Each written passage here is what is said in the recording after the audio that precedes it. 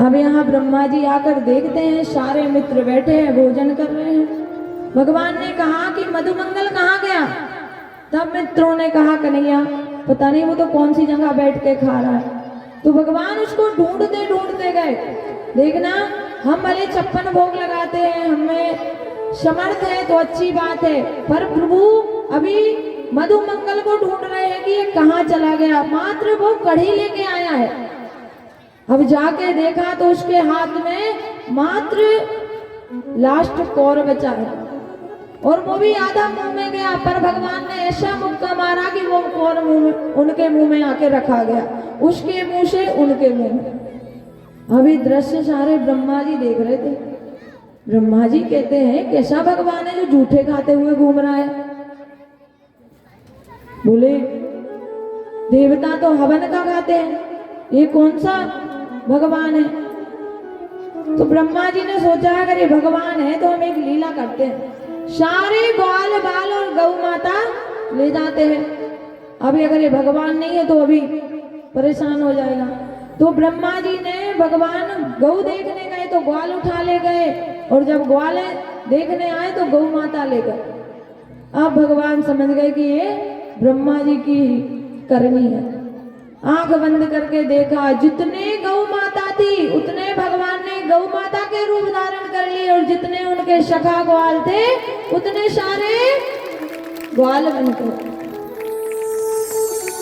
अब प्रभु दिन भर गाय चराए, शाम के घर जाए, पर उनकी मैयाओं का भाव अलग हो गया। क्यों? जैसे भगवान कृष्ण के प्रति भाव था वो भाव आ गया। वो सोच दी है कि हमें ऐसा लग रहा है कि ये हमारे घर कृष्ण ही है। अब साल भर गुजर गए महाराज, साल भर बीत गया। ब्रह्मा जी को लगा अब जाके तो देखूं क्या हो रहा है। तब ब्रह्मा जी आए। ब्रह्मा जी ने देखा कि वही गौ चल रही है, वही ग्वाल है। अब समझ गए, घबरा गए कि अब तो ये भगवान है, अब कैसे क्षमा मांगू। अब भगवान को भी लगा कि थोड़ा सा इनको देख लेना चाहिए। तो जाके ब्रह्मलोक में बोले आए कि महाराज यहाँ नकली ब्रह्मा बहुत है, मैं अंदर जा रहा हूँ, अगर कोई आए तो ब्रह्मलोक में प्रवेश नहीं करने देंगे। अब बेचारे ब्रह्मा जी वैसे ही परेशान है। जब ब्रह्मलोक आए तो द्वारपाल खड़े हैं, कहते हैं कौन? बोले मैं ब्रह्मा। बोले कौन सा ब्रह्मा? हमारा ब्रह्मा तो अंदर गया है। बोले हम अंदर नहीं जाने देंगे। अब ब्रह्मा जी सोचते उधर से भी गए, इधर सत्ता से भी गए। होता है ना कभी कभी, ना इधर के रहे ना इधर के। अब क्या करें? तब भगवान से प्रार्थना करी कि जो मैंने गलती कर दी उसको क्षमा करो। पर कहा है महाराज, भगवान ने ब्रह्मा जी को क्षमा नहीं किया था। क्यों? क्योंकि भगवान जो उनसे उनके भक्त को मिला है, जैसे अभी इंद्र देवता की हम कथा सुनेंगे तो उन्हें क्षमा कर देंगे। क्यों? क्योंकि 7 दिन इंद्र देव उनके सारे भक्तों को इकट्ठा करके उनके पास रखेंगे। पर ब्रह्मा जी ने 1 साल तक उनके सारे भक्तों को उनसे दूर रखा था, इसलिए ब्रह्मा जी को भगवान ने क्षमा नहीं करा था। अब 1 साल बाद सबने वह भोजन करा, और सारे सखा आकर अपनी मैया को कहते हैं मैया आज तो बड़ा आनंद आया भोजन में। मैया कहती है 1 साल की बात पता नहीं आज काहे को बता रहे। अब उन्हें क्या पता कि ये अगले साल की बात आज कह रहे हैं, क्यों कह रहे हैं। उन्हें तो यही लग रहा ग्वाल वालों को कि आज वो ही दिन है। तो आगे फिर भगवान ने धेनुकासुर का वध किया है। और एक दिन प्रभु कालिया देह में जब गाय पानी पीती थी तो कालिया नाग के जहर से मर जाती थी। पर करा क्या जाए, क्योंकि वहां पर कालिया बैठा हुआ है। तो भगवान ने एक लीला रची। सारे मित्रों को कहा कि आज हम गेंद खेलेंगे। मधुसूदन कहता है देख कन्हैया, गेंद तो हमारे पास है पर हमारी मैया ने हमें अभी नहीं दिलाई है। अगर घुमाओ नहीं तो हम खेलेंगे, और अगर घुमाओ तो हम नहीं खेलेंगे। भगवान कहते हैं नहीं नहीं, कोई नहीं घुमाएगा, हम गेंद खेलेंगे। जब खेलना शुरू हुए तो सब तो नीचे नीचे मार रहे थे, इनके पास आई तो इन्होंने उठाकर फेंक दी यमुना जी में। अब वो तो हट पड़ गया कि हमें तो वो ही चाहिए। होता है ना किसी किसी कि नहीं हमें तो वो ही चाहिए। भगवान कहते हैं हम दूसरी ला देंगे। बोले नहीं नहीं, हमें तो वही चाहिए। अब प्रभु ने फेंटा बांध के अपनी कमर में पेड़ पे चढ़कर और कालिया दह में कूद जाते हैं। अब जैसे ही कूदे तो वहां पर कालिया नाग सो रहा था, पर उसकी पत्नियां उसकी सेवा कर रही थी। अब जैसे ही देखा, कहा कन्हैया इधर नहीं आना, अगर तू आएगा तो ये तेरे को छोड़ेगा नहीं कालिया। प्रभु कहते हैं कि मैं इससे ही मिलने तो आया हूँ। अब जैसे ही आगे उसके फन के पास गेंद पड़ी थी महाराज, जैसे ही बढ़े तो कालिया नाग एकदम से बाहर लेके भगवान के ऊपर आया कि अब तो मैं इसे छोड़ू नहीं। पर भगवान को जैसे ही अपने फनों में जकड़ा, वैसे ही भगवान अपना रूप बढ़ाया और उसके फन से बाहर होकर उसके ऊपर नृत्य करने लगे। अब यहाँ पर जो वो फन नीचे नहीं करता उस पे भगवान नृत्य करते हैं। तांडव गति मुंडन पर नाचत गिरिधारी, तांडव गति मुंडन पर नाचत गिरिधारी, तांडव गति मुंडन पर नाचत गिरिधारी, तांडव गति मुंडन पर नाचत गिरिधारी। पम पम पम पम पटकट पम पम पम पनिहारी, पम पम पम पम पटकट पम पम पम पनिहारी। तांडव गति मुंडन पर नाचत गिरिधारी, तांडव गति मुंडन पर नाचत गिरिधारी।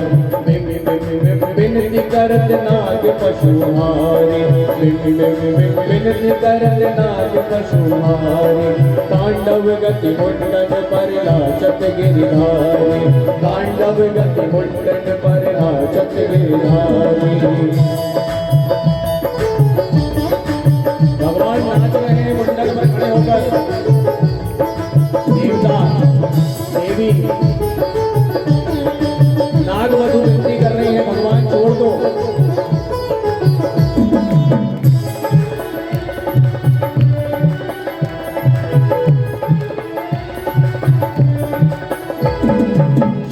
सचक सनकादिक नंदन नारद मुनि, सचक सचक सनकादिक नंदन नारद मुनि। बम बम बम महादेव बम बम बलिहारी, बम बम बम महादेव बम बम बम बलिहारी। तांडव गति मुंडन पर नाचत गिरिधारी, तांडव गति मुंडन पर नाचत गिरिधारी, तांडव गति मुंडन पर नाचत गिरिधारी।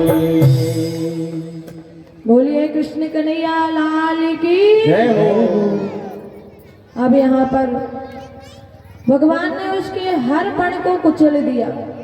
अब कालिया नाग बिल्कुल भी उसके अंदर शक्ति नहीं रही कि वह भगवान को परास्त कर सके।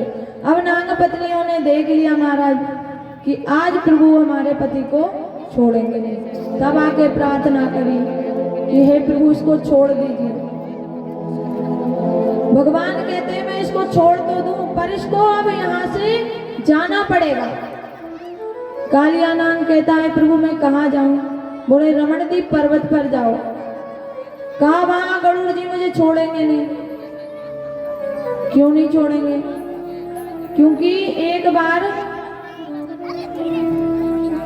गरुड़ जी की माता बिंता और सर्पों की माता कंदरू, अब इनमें एक स्पर्धा हुई। सर्पों की माता ने कहा कि जो सूर्य भगवान है उनके अश्व काले हैं, और गरुड़ जी की माता ने कहा श्वेत है। अब वो कहती है अगर काले हैं तो हम तुम्हारे यहाँ दास्ता करेंगे, अगर श्वेत है तो तुम हमारे यहाँ करोगे। बोले अच्छी बात है। तो यहाँ पर सर्पों की माता को पता था कि घोड़े तो श्वेत ही है, तो अपने पुत्रों को कह दिया जाओ जाकर उन घोड़ों में लपेट जाओ ताकि ये काले दिखे। अब सर्प सारे चले गए और लपेट गए। जब देखा सुबह कि नहीं काला रंग है घोड़ों को, तो यहाँ गरुड़ जी की माता ने दासता स्वीकार कर ली। पर गरुड़ जी का जब जन्म हुआ और उन्होंने स्वर्ग जाकर अमृत लेके आए, तो सर्पों ने वो अमृत के लोभ में घोड़े छोड़ दिए। अब वो काले दिखे तो गणेश जी को गुस्सा आ गया और उन्होंने कहा जितने भी सर्प हैं उनको मैं जिंदा नहीं छोड़ूंगा। क्यों? क्योंकि मेरी माता तुम्हारे कारण तुम्हारी माता की दासी बनी।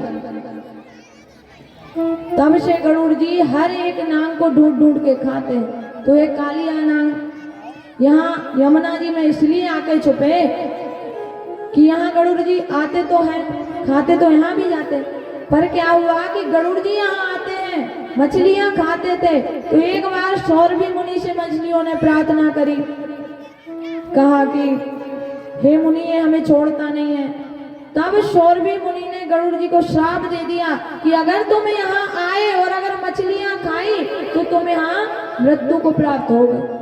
तब से वो यहाँ नहीं आता, बोले मैं इसलिए यहाँ आकर छुपा हूँ। भगवान ने कहा कालिया नाग अब गरुड़ जी तुम्हें नहीं खाएंगे। क्यों? क्योंकि मैंने जो नृत्य किया है मेरे चरण चिन्ह अंकित हो गए, इसलिए आप जाओ और जाकर रमणद्वीप पर वास करो। वहां से कालिया नाग की विदा करी और अपनी गौ माताओं की रक्षा करी। क्योंकि व्यक्ति अधिक कार्य गुस्से में बिगाड़ देता है। यहाँ पर भी कालिया नाग यही था, उसका जब गुस्सा आता था वो अपना जहर छोड़ता था और गौ माताओं की मृत्यु हो जाती है। अब बताइए गुस्सा तो सबको आता है नहीं? ऐसा कोई होगा जो कह दे कि भैया हमें तो नहीं आए? सबको आता है ना।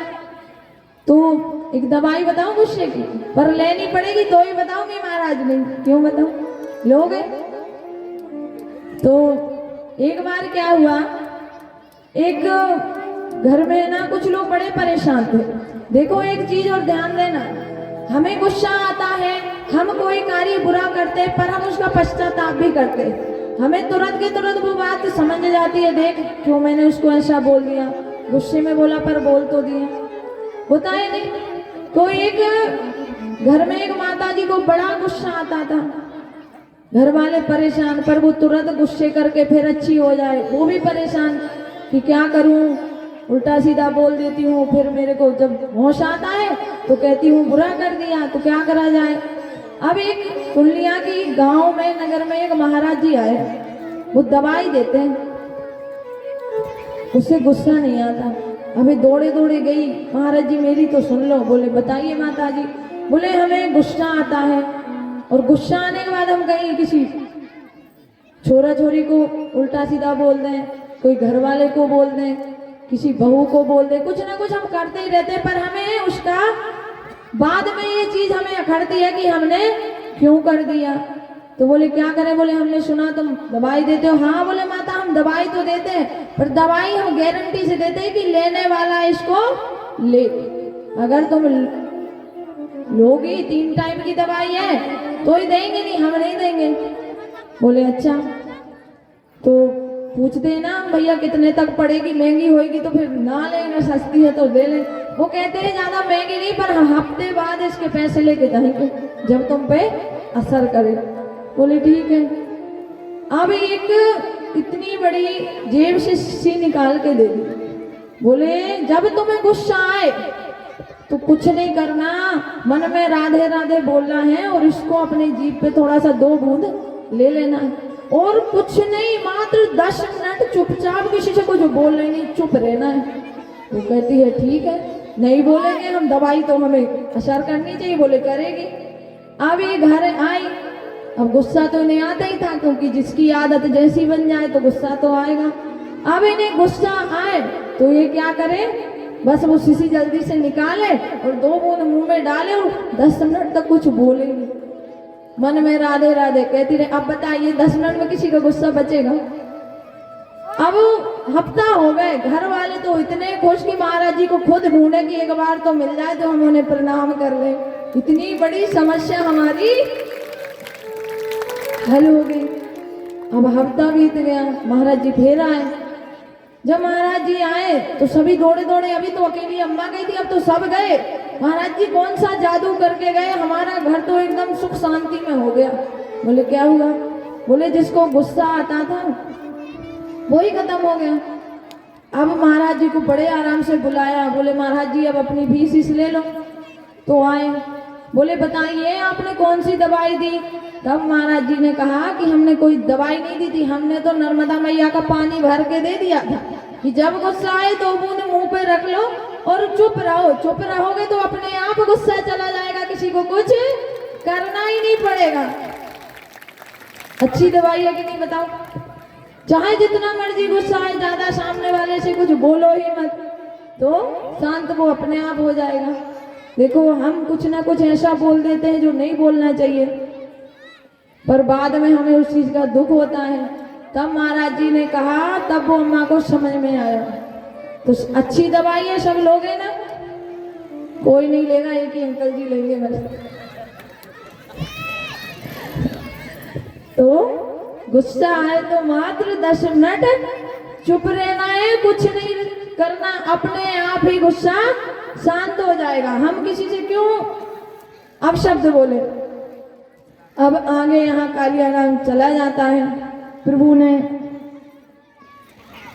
चीरहरण की लीला की है। चीरहरण में गोपियों को समझाया है कि जो हम निर्वस्त्र होकर स्नान कर रहे थे तो गलत है, क्योंकि देखो जब व्यक्ति बुरे कार्य करता है ना तो उसको लगता है कि हमें कोई नहीं देख रहा, लगता है ना, पर उसको हमेशा ये ध्यान में रखना चाहिए कि हमें भगवान देख रहा।